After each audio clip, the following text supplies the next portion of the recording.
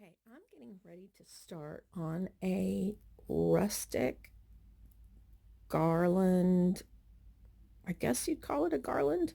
I'm going to use rope as my base. I wanted to show you, kind of gathered a few things. I found these yesterday, 3 of these at the thrift store.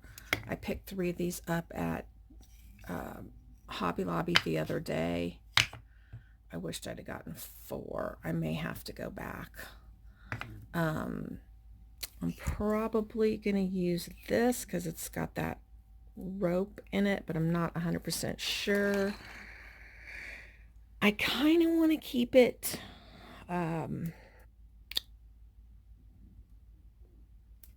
without color, kind of. But in some ways I want a pop of color, so I'm not certain yet what I'm going to do along that lines, but I know I want it to be really rustic. And I picked up these ornaments also from Hobby Lobby. Let's see. These were $2.99 and they were 50% off. So $1.50, you get 1, 2, 3, 4. 4 of each. So we got the snowflake, the deer, and the stars. I got my rusted jingle bells. And the first thing I'm going to do is I'm going to take this rope and I'm going to make a pot of coffee, and I'm going to color this rope to more like a coffee color. Not sure about these, if I'll coffee dye these, but I think I'm going to coffee dye the buttons as well. So while those are soaking, I'm going to come back and get pine cones with twine so they can hang from this project as well. And I've got a basket full over here. I'm going to go through and figure out which ones will be best, and that's how we're going to get started. So let's go make some coffee. The coffee bar, we've got our coffee already in there, and we're going to make a whole pot because Honey's going to want coffee later.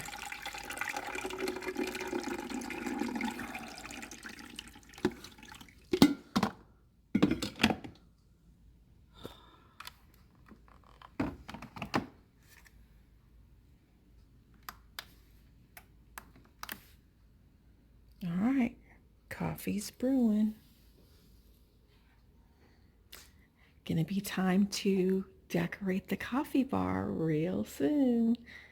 We've got a little bit of stuff going on over here, but let's get back to this project. Our coffee's about halfway brewed, and I'm being impatient, so I'm going to go ahead and pull it out real quick.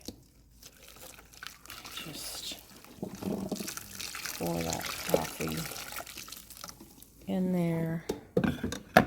Finish brewing the rest for Honey. And let's take this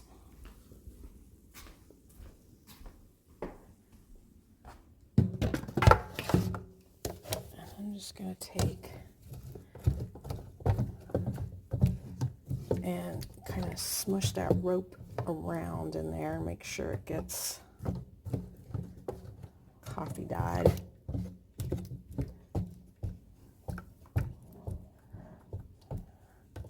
I think I'm going to flip those buttons over because obviously the other side is the side we want to be most stained. All right.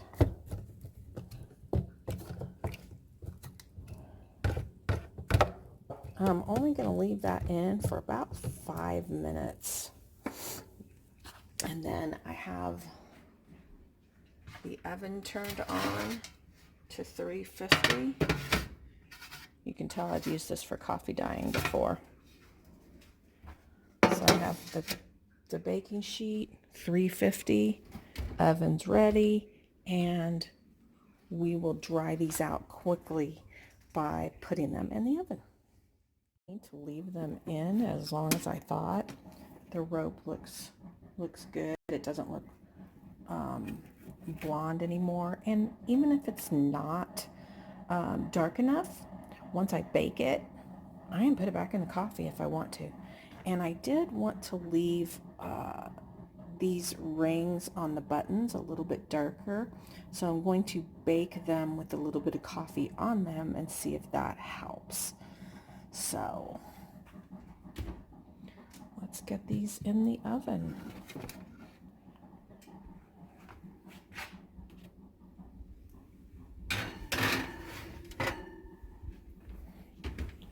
We'll bake those for about 15 minutes. 15 minutes. Oh, yeah. Let me get this out and let's see. I like how some of it looks a little bit burnt. Oh, those buttons came out awesome. I love it. So rustic. Look at the back.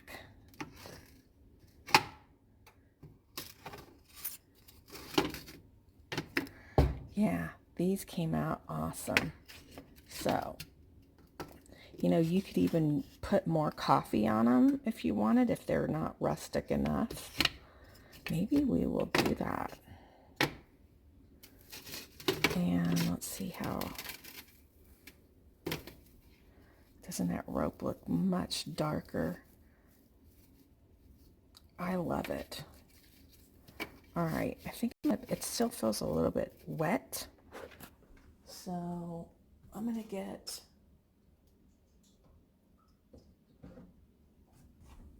a little bit more coffee. And I'm gonna try to be kind of random with it. And then I'm going to put these back in the oven. I did turn it off, so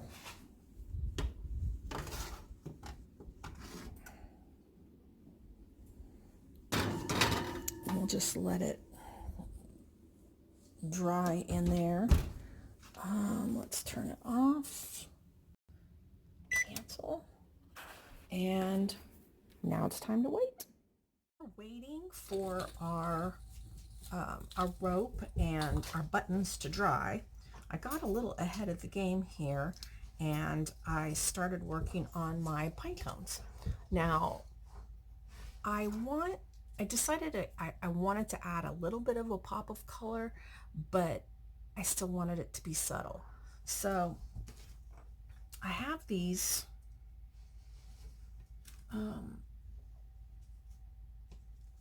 I don't know what these are, but these are left over from last year. And I just had some pieces of that and I thought, okay, this is kind of a muted green.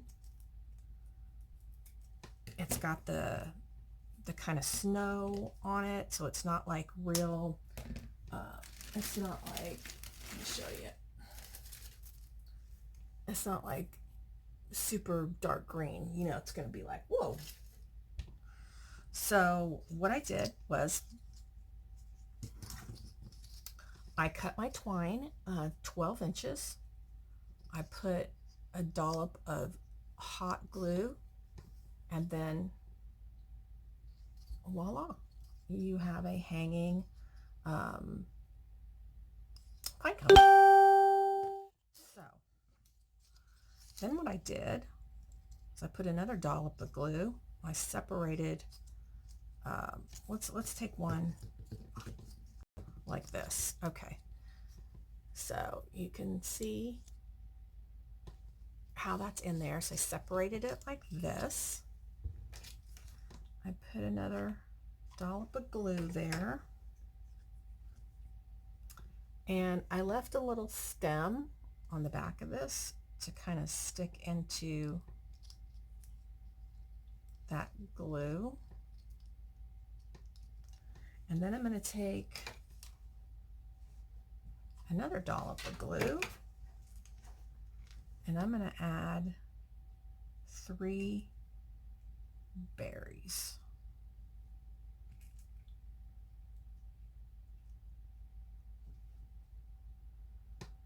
And then I'm just going to hold that and let that set.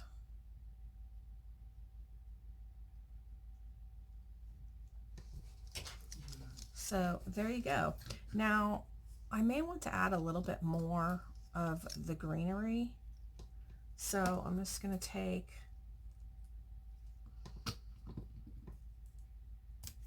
that and cut a few pieces up.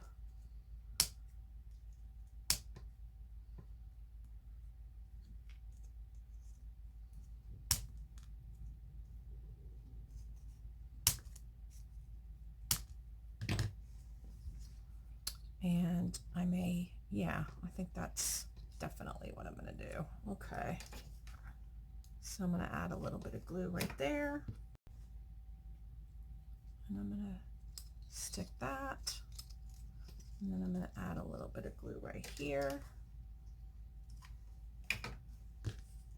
So super easy, guys. So super easy. All right.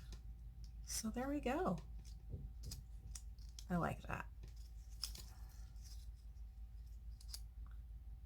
Now, I did just notice this is kind of a chewed up pine cone, which is kind of a bummer, but we'll put that to the back and it'll be fine. All right, I'm going to go ahead and do up the rest of these pine cones. Make some twigs for this rustic garland. So I'm not going to need, let's see, I'm going to go with 10 inches and see how that works. So I just hot glued my sticks together. Really simple. You didn't need to see how to glue sticks together. So I'm going to put my twine on,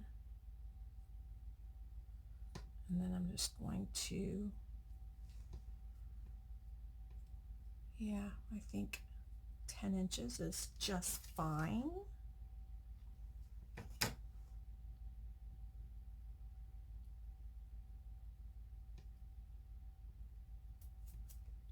All right. Super easy. All right, now how are we going to hang these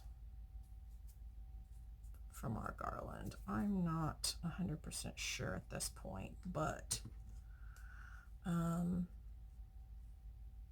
want to put some decoration on it, and that's what I'm going to go with right there. I do want my twine to show, and I'm going to add a bow. So I'm going to put my glue right here, my berry, and I am low on these berries that match what I did with the pine cones. So I'm just going to put one.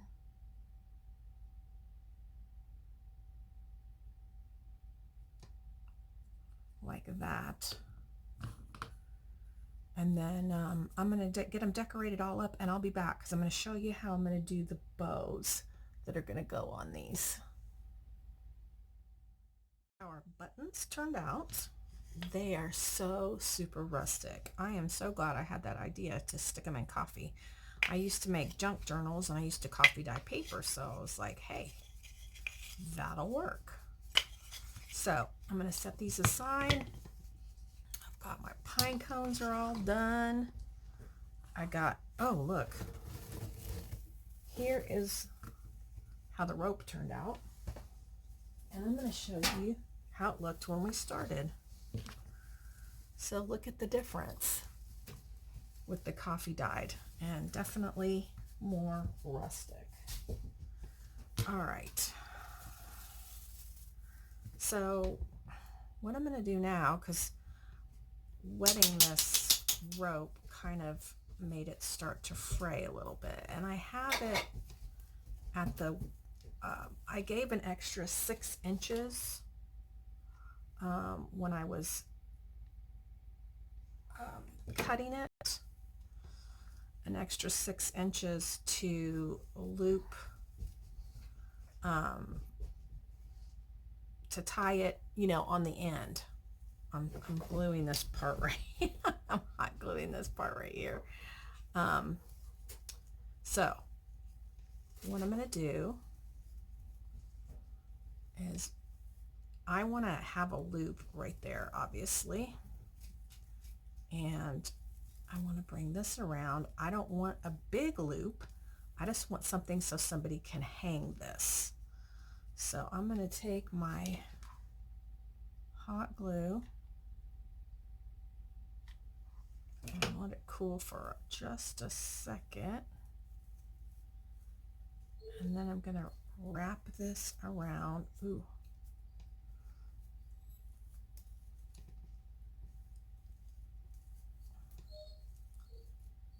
So that we have that small little loop right there. And then I'm going to get the glue off my finger.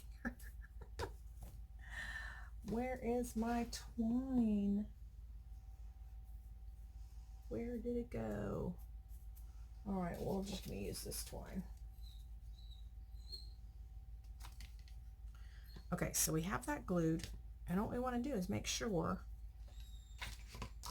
Shiva, make sure that it stays on there. So we're going to take some twine.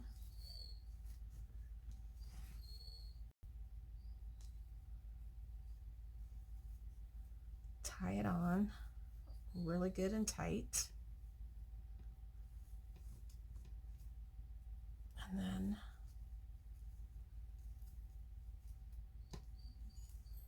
we're going to just take both of those and just wrap it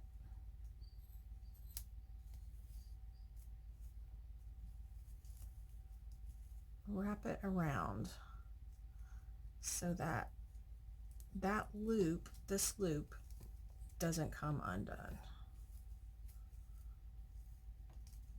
Because we want this to last for years for whoever ends up with it, or if you're keeping it yourself, we don't want this coming undone.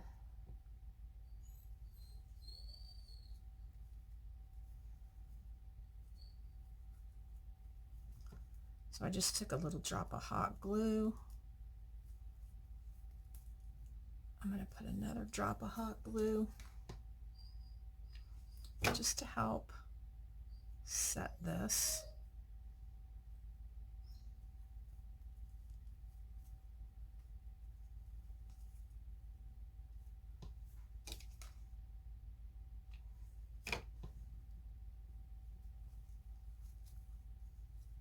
All right. So that loop is not going to come undone. I mean, I guess it could if you pulled it with a tractor trailer, but that's going to be a nice permanent loop. And I'm going to go ahead and do the one on the other end. I wanted to show you my little stick bundles. Turned out really cute. I'm going to show you how I take this. Let me show you how I do this.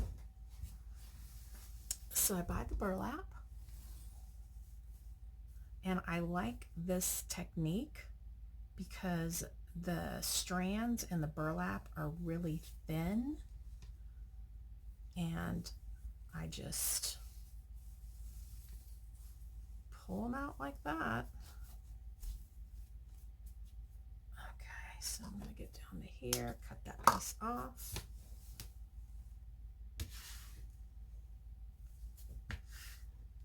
So look how thin that is. It's perfect. And I just take the big long strand, cut it in half. You know, it depends what size that you need. Cut it in half again. And then I have 4 strands, and I'm going to make myself a little bow.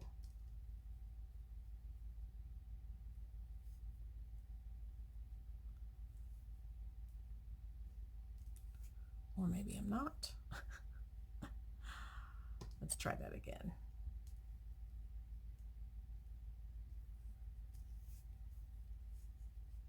So I'm probably not going to have time to finish this before I go because my rope is wanting to give me trouble, and I'm going to show you that in just a sec. Okay, so I like to do the 4 strands because then when I separate them out, you know, it looks like this. So all we're going to do is take our little stick bundle, put one little dollop of hot glue on there, and there you go. Super easy. All right, so this is what my rope is wanting to do. And I'm going to need to stretch it out. And I may even need to take, I don't even know if an iron would work. But it's wanting to do this. And that's not going to work for a garland. So I'm going to stretch it out and see if I can get it to not be so curly. I am going to tell you too, I took these little stars and I dipped them in the coffee and I baked them as well, so they came out really rustic and cute. And my intention was to do this with them. However, this is going to be part of the garland, and I don't think that it's going to be that noticeable. So I'm going to also do some ornaments like this, and I'm going to save my little stars for the ornaments that are going to hang on the tree because I think that will look better. So these little stars are going by the wayside, and fortunately I have a pack of them. So that's where we're at right now. I'm going to get my rustic bells, and I'm going to pull more burlap pieces, and I'm going to use those to well, let's do one bell right now.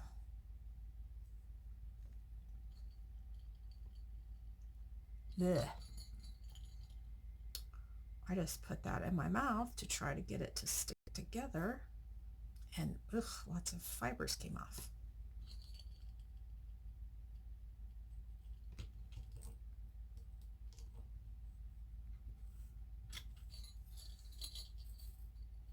So I think what I'm going to need to do before I tie this in a bow is I'm going to need to get my long piece that's going to tie to the garland, and then I will let me do that.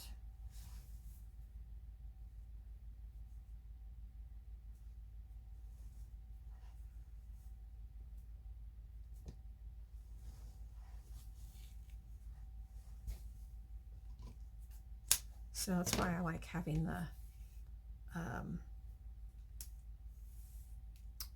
the burlap, because it's like never ending. You can have as much of this as you need.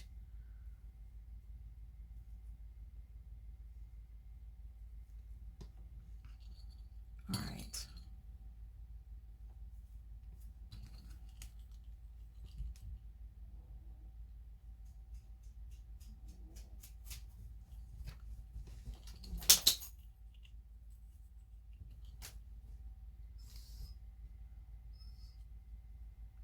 Okay.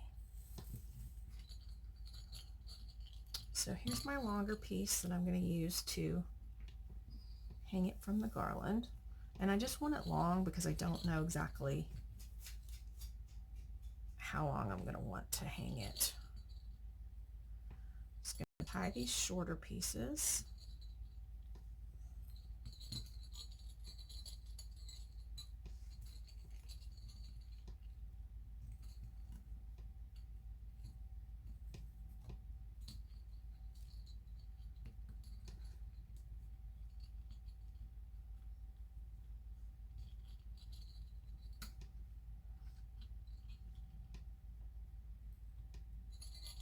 And it doesn't have to be super precise. I mean, this is a rustic, primitive type of garland. So there's the bell with the bow, and then we'll tie it to the garland like that.